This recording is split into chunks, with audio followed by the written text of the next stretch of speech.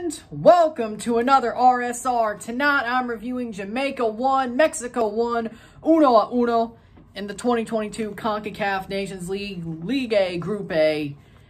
Final video of this international break. It's been a good run, but international break is finally over. Good double day to end it. With that being said, the goals were scored as follows. In the 4th minute, Leon Bailey, ball crossed in by Shamar Nicholson, plays it in to Leon Bailey, free in the box, heads it in, past Rodolfo Cota to make it 1-0, 1-0, Jamaica. What a great header, what a great play, a beautiful, beautiful run of play for Jamaica. They start hot, and they hold on for about 20 minutes of the first half. Then they start pulling back, and Mexico starts growing into the game. 45+2, there's a free kick, ball played in. Luis Romo heads it in past Andre Blake. Rises the highest, gets it in there. Great goal from him, Luis Romo. 1-1, 1-1. That's the way we go into halftime and the way it would end. Ends 1-1, 1-1.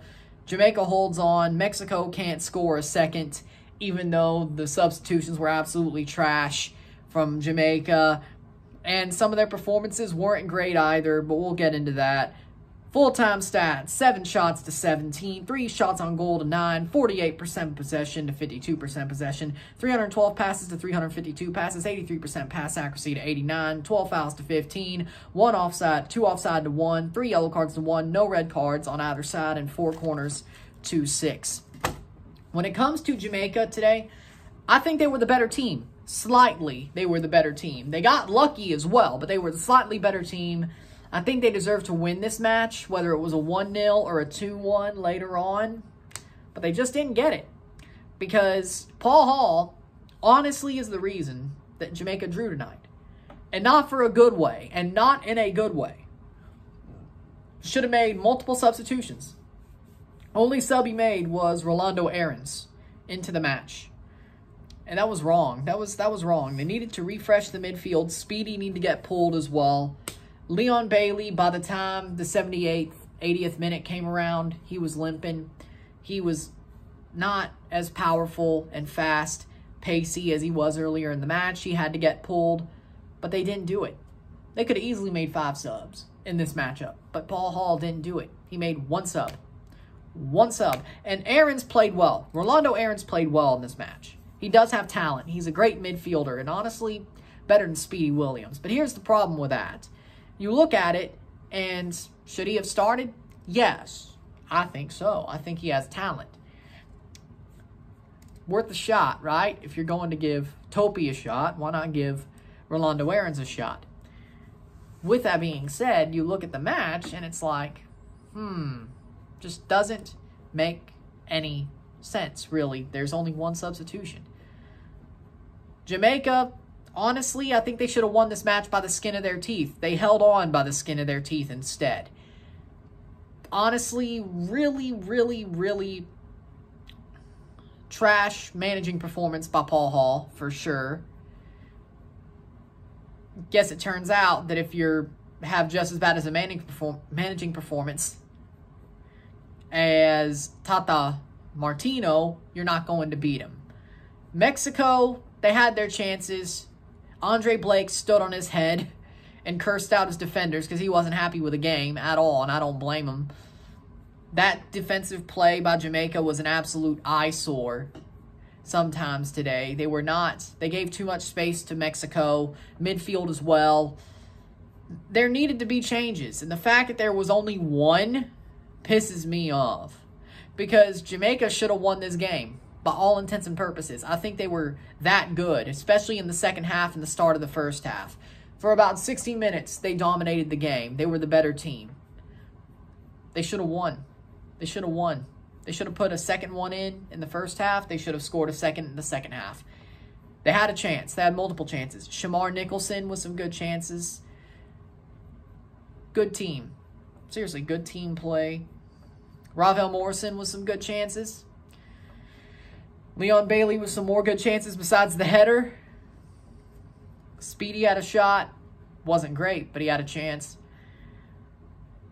The thing about Jamaica that gets me in this match is that it was just an absolute shambles defensively. Javane Brown How does he still have a national team spot? Jamaica needs to replace at right back. Javane Brown was good last year with the Whitecaps. He had talent. He was performing off his potential, and nobody really told him otherwise. Now that Vanni Sartini has got his hands on him, on the good ship Lollipop Vancouver, and trying to get him to play his way, which isn't great itself, because Vancouver sucks right now, and their scouting also sucks. What does Javane Brown do? Turn into a pumpkin. Sadly enough. Sad to see it. He's turned into a joke. He's not great. He's strung together 3 passes in the second half. That's a new record for him. 3 good forward passes. Not backwards, not sideways, 3 good forward passes in the second half. That's all he did. I mean, glad he did it. He shouldn't be playing for the Reggae Boys anymore. Pull him. Find somebody else. They got to make a replacement at right back. Amari Bell was good enough at times. I think he was good enough. Still wouldn't hurt to have somebody who could at least push him at left back. Center back, I think you got to make some moves. Find some people to at least spell low. It's not a horrible, and of course, Topi, not the best. Center backs, they need to add on to. Midfielders, they need some midfielders who actually can play the ball, play forward, can play line-breaking passes, and that's exactly what I see from that when it comes to Jamaica. They need some midfielders who can play line-breaking passes and not just run like chickens with their heads cut off like Speedy Williams. I get why he's called Speedy now, but you got to have line-breaking midfielders. Ravel Morrison can only do so much himself. The front line was pretty good. Flemings, Bailey, Shamar, that was pretty good. Andre Blake, still pretty good. But they have time to set this up and change it to the way they need to and put out a good team for the September friendlies and the March matches in the Nations League and then the Gold Cup, because they did qualify for the Gold Cup with his results. Suriname can't get back into it. They can only finish on 4 points. Jamaica has 5. Now, Mexico's still in some trouble, but if they beat Suriname and Suriname, they won't be in that trouble. Depends on what Jamaica does, which would be they'd have to win to move on to the Nations League finals in June, but against Mexico. But 5 points out of 3 games isn't half bad, frankly, with the performances they've had. The Suriname performance was still worse. Suriname away was still a worse performance than this. Suriname at home was the best performance, though. That was the best performance they've had this campaign so far.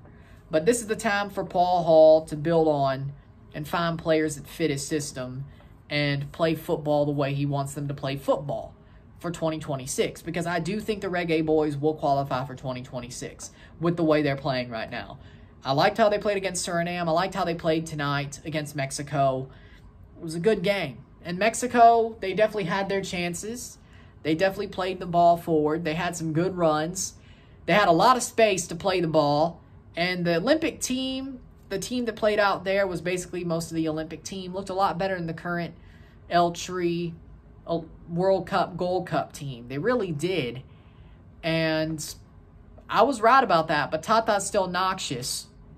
Or Andre Blake is a damn good goalkeeper. Either way, Mexico didn't look bad, but a draw to Jamaica in Jamaica when Paul Hall couldn't make a sub to save his life and put his team in more danger than he did helping them with this match is still a sackable offense, El Gordo. So, still, Mexico's in the mud. Honestly, the way Paul Hall played this match tactically, Mexico should have won. I could also see that argument. I think Jamaica should have won. They were better pace-wise and playing the ball forward. But the way that Paul Hall ran this match tactically, I wouldn't have been shocked had it gone the other way. But Jamaica got a draw. Good performance. Respectable. Man of the match for me, Andre Blake. It would have been Shamar or Leon Bailey had they played just like the first half or the first 20 minutes of the first half and kept that going. But Andre Blake saved this game. He stood on his head. Being the Andre Blake we know and love, the second best goalkeeper in CONCACAF behind Camilo Vargas of Atlas, of course. And then Keylor Navas is third, but he's in the top 3 still. He is the goalkeeper we know and love him to be, whether it's Jamaica fans or Philly fans.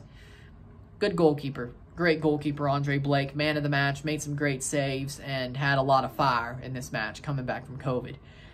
Man of the match for me, Andre Blake. So with that being said, if you like this video, hit that subscribe button, hit that bell notification once subscribed, hit that like button, send super chats on the live streams, comment on this video, put this in playlist, share with friends and family, all that great stuff. I won't see you again until Saturday. How crazy, right? We have a couple of days off. Toronto, Red Bulls versus Toronto, live and review, of course. I'll see you on Saturday night. I think it's 6 p.m. I'll check. But whatever the stream says, I'll see you then. I'm Ron and I'm out. Peace. Good performance, Reggae Boys. Also good performance, Mexico, but still a sackable offense, Tata. Peace.